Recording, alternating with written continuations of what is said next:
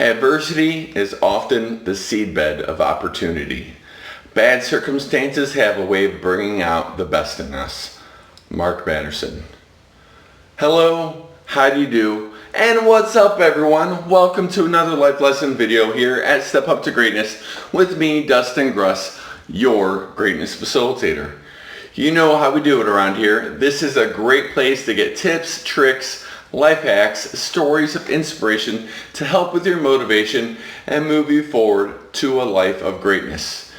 New videos drop every Monday, and don't forget we got the SU2G podcast as a nice midweek pick-me-up on Thursdays. First, let me say Happy Father's Day to all you dads, pseudo-dads, stepdads, foster dads, god dads, spiritual dads, uncles, big brothers, and moms filling the role of both mom and dad. Hope you all feel appreciated, not just yesterday, but each and every day. Yesterday was special for me as it was my first Father's Day with kids in our home. I shared a little story on my socials about it, but I'm going to elaborate a little bit more today for our life lesson video.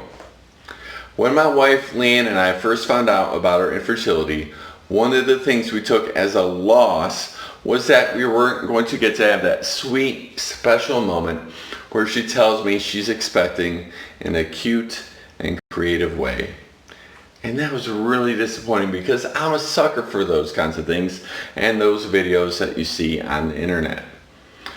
Obviously, we went through plenty of other ranges of emotions with the different aspects of our infertility. One of them was questioning why God would put it on our hearts to be parents and then not give us the opportunity to fulfill that purpose. What would our purpose be then if we weren't able to be parents? As we wrestled with all these different emotions and questions, we grew. We grew in our marriage, in our friendships with each other, with our friends that reached out to us, and even our relationship with God. We would still be mad at God sometimes, but that's okay. God can handle your anger. And if you're letting him know you're angry, that means you're still communicating with him, and he then can communicate with you and show you things.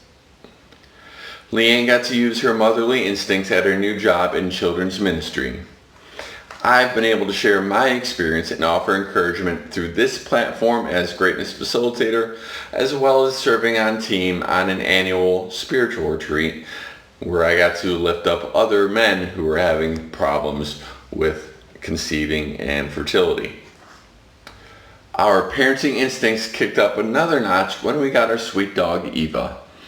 And with all this direction to love in different parts of our lives, God opened up a different part of our hearts, and we registered for some special classes. Yesterday was a doubly special day for me because not only was it Father's Day, but it was also the 1-year anniversary where Leanne surprised me showing up at the house in the middle of the day. With a confused look on my face, she handed me a card that had this decal in it. She created a cute and interesting way to tell me that we were officially licensed to be foster parents. That's right. We were expecting. We just didn't know what or when. Boy, girl, baby, toddler, next week, next month.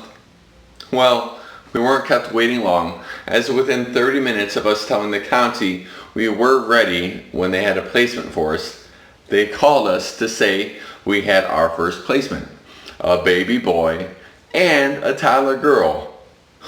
Wait, what? 2? Needless to say, we were in for a lot of expecting the unexpected. Which led us back to yesterday, my first Father's Day with kids in our house, 2 of the 4 kids that we had with us over the course of the year. We were overwhelmed with those first 2 kids that came to us that first day, but we figured it out. There's times we feel overwhelmed with our current 2, but we're figuring it out. in large part thanks to our family and friends that God has equipped us with, as they equip us with home-cooked meals, ears to listen, great advice, and most of all, love. Love for us and love for the kids. We may still struggle, but in a much different way than the way we struggled when we thought we'd never have kids in our home. These struggles are blessings. My opening quote about adversity was from Mark Batterson and his book, In a Pit with a Lion on a Snowy Day. Another thought that hit home for me from his book was this: maybe a relationship with God doesn't simplify our lives. Maybe it complicates our lives in ways that should be complicated. All I know is this: marriage complicates my life. Kids complicate my life. Wealth will complicate your taxes, and success will complicate your schedule. Thank God for complications. Complications are often a byproduct of blessings. Our lives have been full of complications over the last year.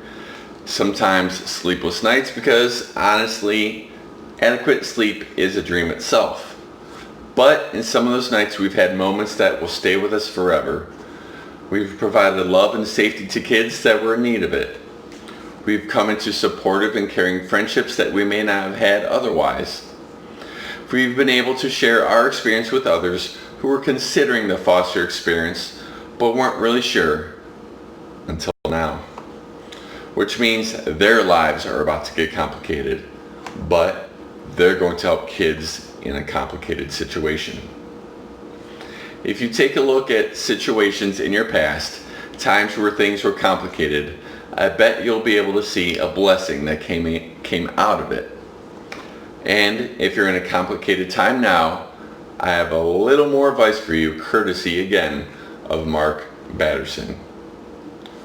We should stop asking God to get us out of difficult circumstances and start asking Him what He wants us to get out of these difficult circumstances. Don't get down. Don't get discouraged. Look for the opportunity. Look for the blessing. Keep moving forward. Step up to greatness.